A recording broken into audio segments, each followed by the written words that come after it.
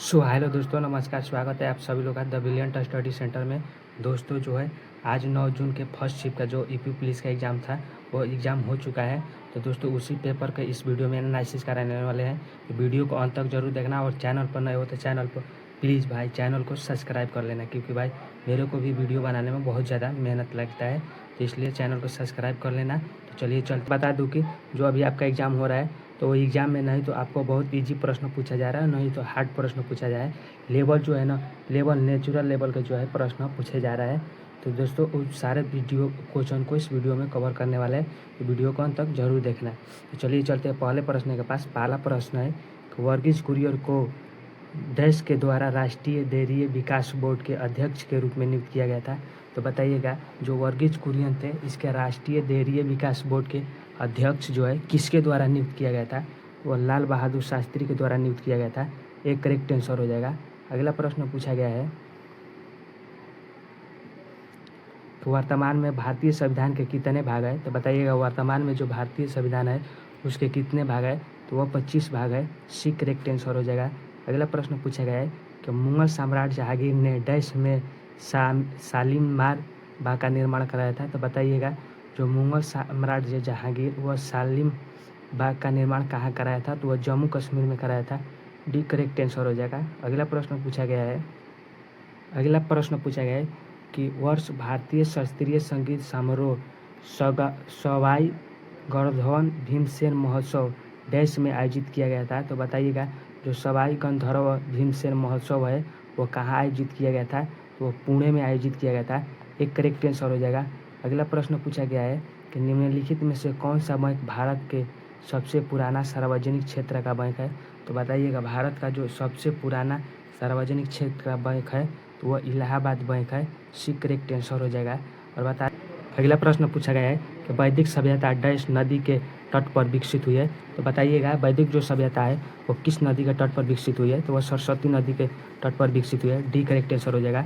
अगला प्रश्न पूछा गया है कि जुलाई 1944 में संयुक्त राष्ट्र ब्रिटेन गुड्स सम्मेलन में किस अंतर्राष्ट्रीय संगठन की कल्पना की गई थी? तो बताइएगा जो जुलाई 1944 में संयुक्त राष्ट्र ब्रिटेन गुड्स सम्मेलन का आयोजित किया गया था वो किस अंतर्राष्ट्रीय संगठन का कल्पना की गई थी? तो वह अंतर्राष्ट्रीय मुद्रा कोष की जो है कल्पना की गई थी। डी करेक्ट आंसर हो जाएगा।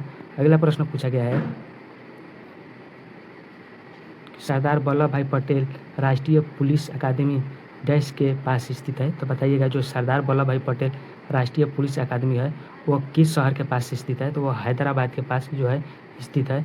एक करेक्ट आंसर हो जाएगा। अगला प्रश्न पूछा गया है कि नवंबर 2018 में किस भारतीय राज्य की विधानसभा भंग कर दी गई थी? तो बताइएगा जो है नवंबर 2018 में किस भारतीय विधानसभा की भंग कर दी गई थी? तो वह जम्मू कश्मीर के भंग कर दी थी। डी करेक्ट आंसर हो जाएगा। दोस्तों ये आपका प्रश्न जो है करेंट अफेयर का नहीं है बल्कि जीके जीएस का प्रश्न है। तो इसे जीके जीएस के तौर पर पूछा गया है क्योंकि जो जम्मू कश्मीर है उसे एक बार जो है भंग किया जा चुका है, तो वह जम्मू कश्मीर से प्रश्न जो है उठाया है दोस्तों। इससे ये मत समझ लीजिएगा कि यह करेंट अफेयर के जो है प्रश्न है। तो चलिए चलते अगले प्रश्न के पास। अगला प्रश्न पूछा गया है कि महाध्वनि डैश के शीर्ष पर शुरू होती है। तो बताइएगा ध्वनि जो है किसके शीर्ष पर शुरू होती है? तो वह वायुनील्य के शीर्ष पर शुरू होती है। बी करेक्ट आंसर हो जाएगा। अगला प्रश्न पूछा गया है कि गैल्वेनाइजेशन का मतलब इस्पात को की पतली परत के साथ अनावरण करना है। तो बताइए जो गैल्वेनाइजेशन है उसका मतलब क्या होता है? इस्पात के पतली परत पे जस्ता का अनावरण करना होता है। बी करेक्ट आंसर हो जाएगा। अगला प्रश्न पूछा गया है कि कार्बन 60 एक अणु है जिसमें डैश के रूप में व्यवस्थित 60 कार्बन परमाणु होते हैं। तो बताइएगा जो कार्बन 60 एक अणु है जिसमें डैश के रूप में 60 कार्बनिक परमाणु होते हैं तो वह 12 पंचभुज और 20 जो है षष्ठभुज हो जाता है। सी करेक्ट आंसर हो जाएगा। अगला प्रश्न पूछा गया है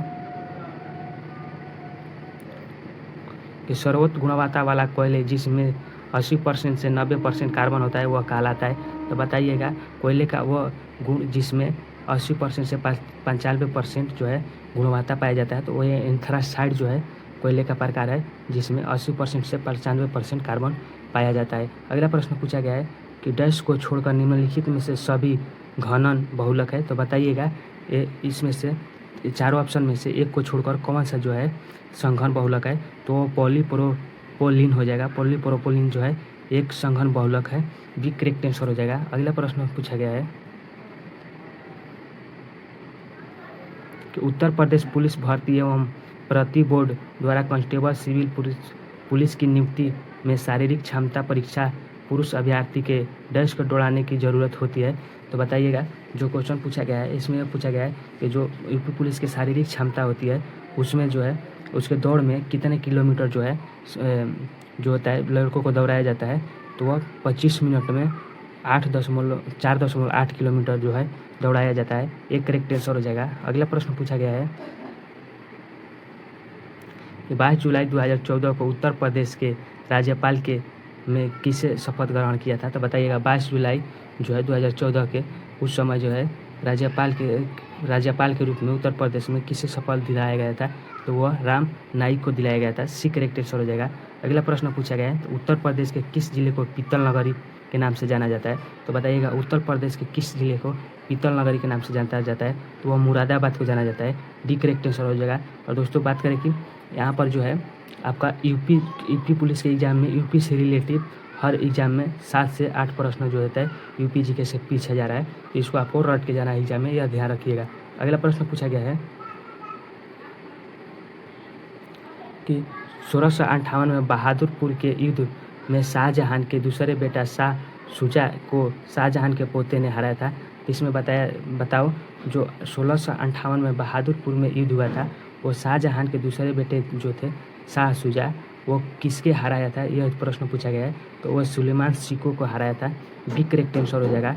अगला प्रश्न पूछा गया है कि फिरोजाबाद में 200 वर्षों से भी अधिक समय से डच का उत्पादन किया जाता है। तो बताइए किसका जो है उत्पादन फिरोजाबाद में 2 वर्ष से अधिक समय तक से उत्पादन किया जा रहा है, तो वह कांची की चूड़ियों का उत्पादन किया जाता है। कांच की चूड़ी होता है। बी करेक्ट आंसर हो जाएगा। अगला प्रश्न पूछा गया है कि कौन सा कथक घराना उस नृत्य शैली के आध्यात्मिक पहलुओं पर अधिक ध्यान देता है। तो बताइएगा, जो कथक नृत्य है वह किस घराने से संबंधित है। इस प्रश्न का पूछने का मतलब यह है दोस्तों, तो वह बनारस घराना से संबंधित रखना है। दोस्तों यहाँ पर जो है कथक से आपको जो है कल 8 जो जून का एग्जाम हुआ था फर्स्ट वीक में, उसमें भी प्रश्न पूछा गया था कि बताइए कथक नृत्य से कौन से व्यक्ति संबंधित है। तो उस ऑप्शन में पंडित बिरजू महाराज दिए थे। और देखिए दोस्तों, ये अभी रिपीट कर दिया कि बनारस घराना। तो यहाँ से भी एक प्रश्न ध्यान रखना है, आपको हो सके एग्जाम में पूछ सकता है कि जो कथक नृत्य है वो कहाँ का है, तो वह उत्तर प्रदेश का है। यह भी ध्यान रखना दोस्तों। अगला प्रश्न पूछा गया है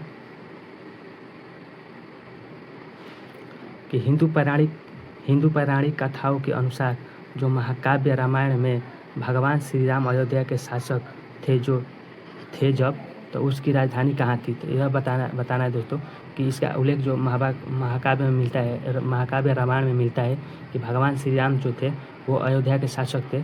तो उस समय जब शासक थे तब उसकी अयोध्या की राजधानी कहाँ थी, तो वह कौशल थी। डी करेक्ट आंसर हो जाएगा। अगला प्रश्न पूछा गया है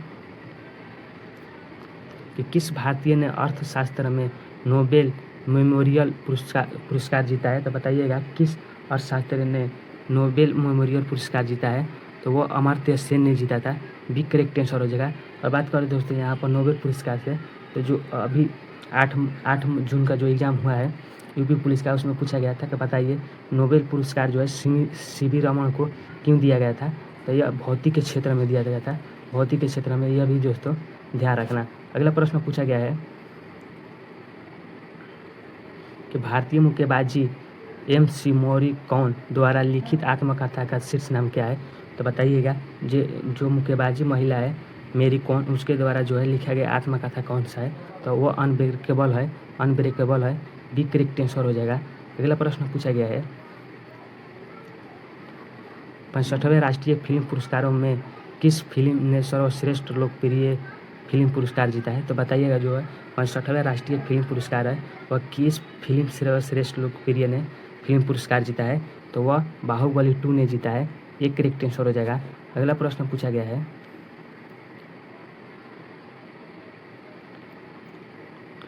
कि चित्रकूट जलप्रपात भारत के किस राज्य में स्थित है। बताइएगा, जो चित्रकूट है जलप्रपात वो भारत के किस राज्य में स्थित है, तो वह छत्तीसगढ़ में स्थित है। सी करेक्ट आंसर हो जाएगा। अगला प्रश्न पूछा गया है कि वेनेजुएला की राजधानी है डैश में, बताइएगा वेनेजुएला डैश की राजधानी कहाँ है, तो वह काराकास है, काराकास डी करेक्ट आंसर हो जाएगा। और बात करें दोस्तों, ये आप लोग जो है राज्य की राजधानी और मुद्रा भी याद करके जाना, क्योंकि ये अभी कल भी पूछा गया था दोनों शिफ्ट में प्रश्न, और आज भी पूछ दिया गया है कि वेनेजुएला की राजधानी कहाँ है। तो ये आप लोग जो है जो राज्य राजधानी है उसको भी पढ़ के जाना है दोस्तों, तो इसे ध्यान रखना। अगला प्रश्न पूछा गया है ऑस्ट्रेलिया के एकमात्र द्वीपीय राज्य का नाम बताए। तो ऑस्ट्रेलिया का जो है वहाँ के एक ऐसे राज्य का नाम बताए जहाँ पर द्विद्वीपीय है, तो वह है टेजमेनिया है, जहाँ पर जो है दो को जो है द्वीप है, तो यह ध्यान रखना, सी करेक्ट आंसर हो जाएगा। अगला प्रश्न पूछा गया है कि निम्नलिखित में से कौन सा शहर गोदावरी नदी के किनारे स्थित है, तो बताइएगा कौन सा जो शहर है वह गोदावरी नदी के तट पर स्थित नहीं है, तो वह नवसारी है। नवसारी जो है गोदावरी नदी के तट पर स्थित नहीं है, बाकी यह तीनों जो है गोदावरी नदी के तट पर स्थित है, तो ध्यान रखना। अगला प्रश्न पूछा गया है कि नीलम संजीवनी रेड्डी के कार्यकाल के बाद भारत के राष्ट्रपति कौन बने थे, तो बताइएगा जो नीलम संजीवनी रेड्डी है उसके कार्यकाल के बाद जो है भारत का राष्ट्रपति किससे बनाया गया था, ज्ञानी जैल सिंह को बनाया गया था, सी करेक्ट आंसर हो जाएगा। अगला प्रश्न पूछा गया है चंद्रगुप्त के पुत्र का नाम बताए जिन्होंने 298 से 272 ईसा पूर्व के बीच शासन किया था और संपूर्ण भारत में साम्राज्य को बढ़ावा दिया था, तो बताइएगा उसे चंद्रगुप्त के पुत्र का नाम जिन्होंने 298 से 272 ईसा पूर्व के बीच जो है शासन किया था और भारत का संपूर्ण राज्य के रूप में विकसित किया था, तो वह थे बिंदुसार थे, सी करेक्ट आंसर हो जाएगा।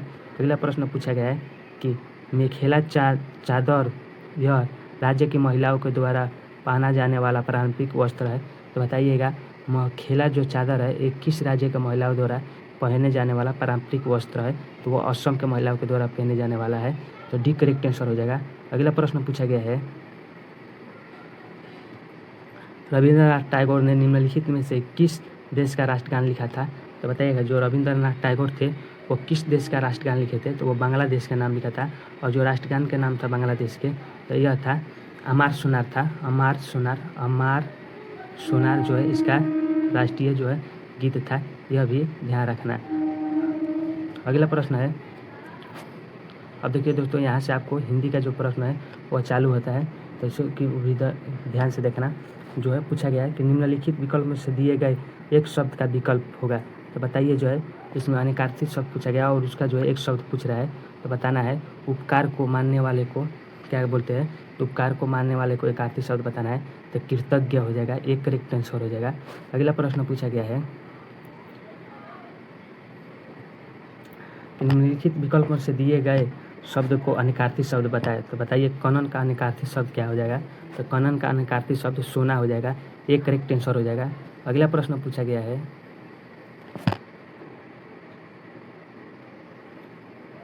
कि निम्नलिखित प्रश्न में से 4 विकल्पों में से रेखांकित पद के उचित कारक को पहचानिए, तो बताइए रेखांकित पदों में से जो है वह है बोतल में दूध बचा है, बोतल में दूध बचा है में जो शब्द है वो कौन सा कारक है, तो वह अधिकरण कारक है, जैसे में आता है या पर आता है वह अधिकरण कारक में आता है, तो जो इसका कारक हो जाएगा डी करेक्ट आंसर हो जाएगा, ध्यान रखना। अगला प्रश्न पूछा गया है कि निम्नलिखित प्रश्न में से 4 विकल्पों में से क्रिया का सही रूप बताइए, तो बताइए स्कूल बस 5 मिनट डैश में भविष्य काल क्या होगा, इसका स्कूल बस 5 मिनट में डैश में जो है भविष्य काल बताना है, तो वह हो जाएगा में आएगी इसका भविष्य काल हो जाएगा, बी करेक्ट आंसर हो जाएगा। अगला प्रश्न पूछा गया है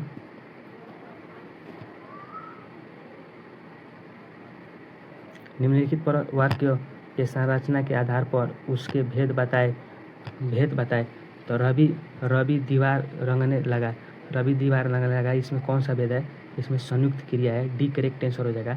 अगला प्रश्न पूछा गया है कि निम्नलिखित दिए गए विकल्पों में से स्त्रीलिंग वाला विकल्प बताए, तो हंस का स्त्रीलिंग क्या हो जाएगा, तो हंसिनी हो जाएगा, एक करेक्ट आंसर हो जाएगा। अगला प्रश्न पूछा गया है निम्नलिखित प्रश्न में 4 विकल्पों में से दिए गए सही विकल्प का पुल्लिंग रूप बताना है, तो कुम्हार का पुल्लिंग क्या हो जाएगा, तो कुम्हार का पुल्लिंग हो जाए कुम्हारिन हो जाएगा, कुम्हारिन भी करेक्ट आंसर हो जाएगा, इसे ध्यान रखना। अगला प्रश्न पूछा गया है कि नीचे दिए गए विकल्पों से बहुवचन बताना है, तो चुटिया का बहुवचन क्या हो जाएगा, तो चुटिया का हो जाएगा चुटिये हो जाएगा, चुंटिये हो जाएगा, ये करेक्ट आंसर हो जाएगा। अगला प्रश्न पूछा गया है, निम्नलिखित में से विकल्पों में से दिए गए वर्ण विच्छेद बताना है। तो कृपाण का वर्ण विच्छेद क्या हो जाएगा, तो कृपाण का हो गया डी करेक्ट आंसर हो जाएगा। क्री री प अड़ अ हो जाएगा, डी करेक्ट आंसर हो जाएगा। अगला प्रश्न पूछा गया है कि निम्नलिखित 4 विकल्पों में से शुद्ध वर्तनी वाला शब्द पहचानिए। तो इसमें जो है शुद्ध वर्तनी वाला जो है शब्द पहचाना है, तो कौन सा है, कृष्ण। कृष्ण इसका जो है शुद्ध वर्तनी हो जाएगा, ये करेक्ट आंसर हो जाएगा। ये तीनों गलती है, तो यह ध्यान रखना। अगला प्रश्न पूछा गया है, निम्नलिखित अगला प्रश्न पूछा गया है कि निम्नलिखित 4 विकल्पों में से विशेषण शब्द की विशेष प्रकट करता है। बताइए निम्नलिखित दिए गए शब्दों में से कौन विशेषण प्रकट करता है। तो इस पर्वतमाला में बहुत ऊंचे पहाड़ है, तो इसका विशेषण क्या हो जाएगा, तो बहुत ऊंचे हो जाएगा, ऊंचे इसका जो है विशेषण हो जाएगा, सी करेक्ट आंसर हो जाएगा। अगला प्रश्न पूछा गया है, निम्नलिखित में से दिए गए विकल्पों में से विकल्प का पहचान करिए। तो सर्वनाम शाब्दिक अर्थ का अर्थ क्या होता है, सर्वनाम का शाब्दिक अर्थ का क्या होता है। तो बताइए सबका नाम जो हो जाएगा, सबका नाम एक करेक्ट आंसर हो जाएगा। सबके नाम जो बताता है उसे सर्वनाम कहते हैं, एक करेक्ट आंसर हो जाएगा। अगला प्रश्न पूछा गया है, निम्नलिखित में से कौन गजानन माधव मुक्ति बुक द्वारा रचित रचना है, नहीं है। तो बताइएगा कौन जो है गजानन माधव मुक्ति बोध द्वारा रचित रचना नहीं है, तो वो अंधा युग हो जाएगा, अंधा युग एक करेक्ट आंसर हो जाएगा। अगला प्रश्न पूछा गया है कि निम्नलिखित प्रश्न में से 4 विकल्पों में से उस विकल्प का चयन करें जो बताता है कि पृथ्वीराज रासो किस खेल की रचना है। तो बताइएगा पृथ्वी जो राज रासो है वो किस खेल की रचना है, तो वह चंद्रवादाई है, चंद्रवादाई एक करेक्ट आंसर हो जाएगा। अगला प्रश्न पूछा गया है कि निम्नलिखित प्रश्न में से 4 विकल्प दिए गए हैं, उस विकल्प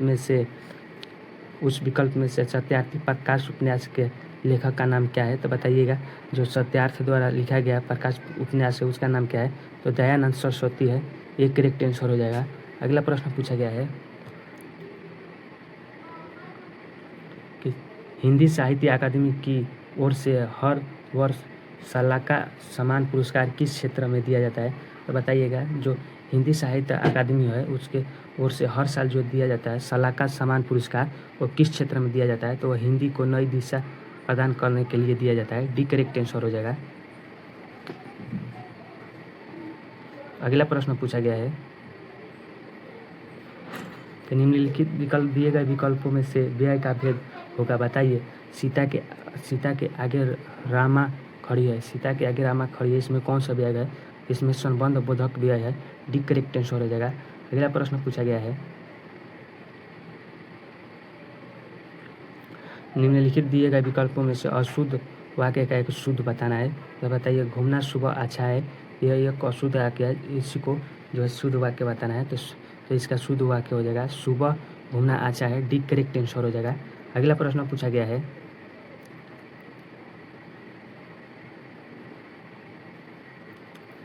कि निम्नलिखित प्रश्न में 4 विकल्पों में से उस विकल्प का चयन करें जो दिए गए मुहावरे का सही अर्थ वाला विकल्प है। तो बताइए अंक भरना का मुहावरा क्या हो जाएगा, गले लगाना, जी करेक्ट आंसर हो जाएगा। अगला प्रश्न पूछा गया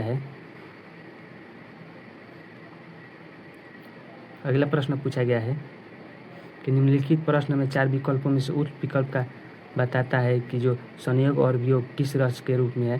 तो बताइए संयोग और वियोग जो है किस रस के रूप में है, तो श्रृंगार रस के रूप में है, सी करेक्ट आंसर हो जाएगा। अगला प्रश्न पूछा गया है कि पिताजी पढ़ रहे हैं, इसका कर्मवाचक क्या हो जाएगा। पिताजी पढ़ रहे, इसमें कर्मवाचक क्या हो जाएगा, तो पिताजी पढ़ रहे हैं, जो पढ़ इधर है, पढ़ जो है इधर आ जाएगा और पत्र जो है इधर चल जाएगा, यह हो जाएगा इसमें, तो इसका जो है डी करेक्ट आंसर हो जाएगा। अगला प्रश्न पूछा गया है कि योजक चिन्ह का सही उदाहरण कौन सा हो जाएगा। बताइएगा योजक जो चिन्ह है उसका सही उदाहरण कौन सा हो जाएगा, तो वह शिव जी और शिवेश भाई बहन हो जाएगा, एक करेक्ट आंसर हो जाएगा। अगला प्रश्न पूछा गया है कि निम्नलिखित में से दिए गए विकल्प में से समास वाला विकल्प पहचानिए। तो सप्ती सिद्धू का जो है सही समास क्या हो जाएगा, तो 7 सिद्धुओं का समूह को सप्ती सिद्धू कहा जाता है। बी करेक्ट आंसर हो जाएगा। अगला प्रश्न पूछा गया है कि दिए गए 4 विकल्पों में से समान अर्थ वाला शब्द बताइए। दिए गए 4 विकल्पों में से समान शब्द वाला अर्थ बताना है, तो इसका जो है पत्थर का क्या हो जाएगा, समान अर्थ पाषाण हो जाएगा। एक करेक्ट आंसर हो जाएगा। अगला प्रश्न पूछा गया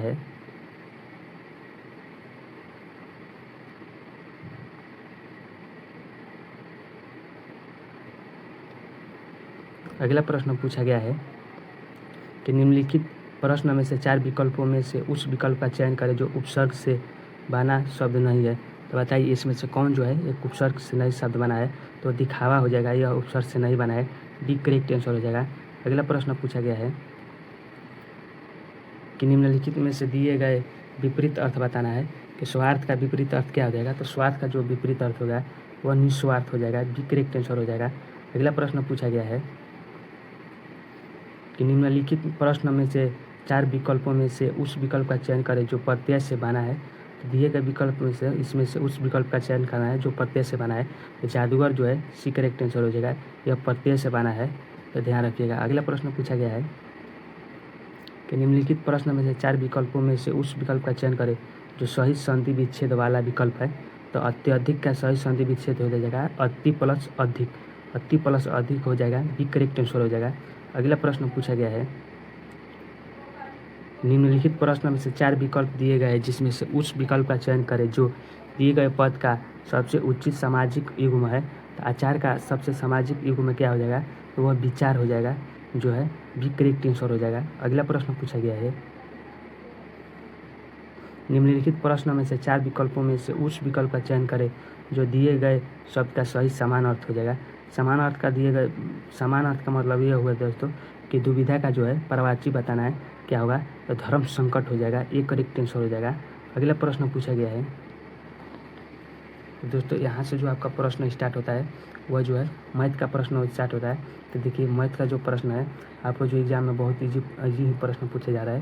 देखिए आपको जो है यहाँ पर एग्जाम है जो है एलसीएम एचसीएफ है, वर्गमूल है, टाइम एंड वर्क है, और जो है अनुपात से अनुपात हो गया, प्रतिशत हो गया, लाभ हानि हो गया, और रेलगाड़ी से हो गया, चक्रवृद्धि ब्याज हो गया, टाइम एंड वर्क हो गया। और यहाँ से दोस्तों आपको जो है बहुत प्रश्न पूछे जा रहा है, तो इसको जो है आपको एग्जाम में देख कर जाना है। इसके लिए हम स्पेशल आपको एक वीडियो बना देंगे जो कि आपको उसमें मैथ का और रीजनिंग का जो प्रश्न रहेगा उसका, क्योंकि दोस्तों बता दें कि ज़्यादा इसमें वीडियो बनाने लगा तो बहुत वीडियो लंबा हो जाएगा। तो आप लोग एक बार ऐसे देख लीजिए, मैं आगे बढ़ा कर आपको दिखा दे रहा हूँ। तो देखिए, और दोस्तों इसमें जो है ना आपको एक तो होता है ना डैश वाला होता है, डैश वाला भी आपको, चित्र वाला भी, और मतलब जितना भी रीजनिंग का टॉपिक है उससे प्रश्न पूछे जा रहा है। तो रीजनिंग का सभी टॉपिक को पढ़ा जाएगा। और मैथ में ज़्यादातर जो है लाभ हो गया, हानि हो गया, और टाइम एंड वर्क हो गया, और इसके बाद जो है रेलगाड़ी हो गया। इससे बहुत ज़्यादा प्रश्न पूछे जा रहे हैं, तो इसको पढ़ के जाना। चलिए मिलते हैं अगले वीडियो में, तब तक के लिए धन्यवाद।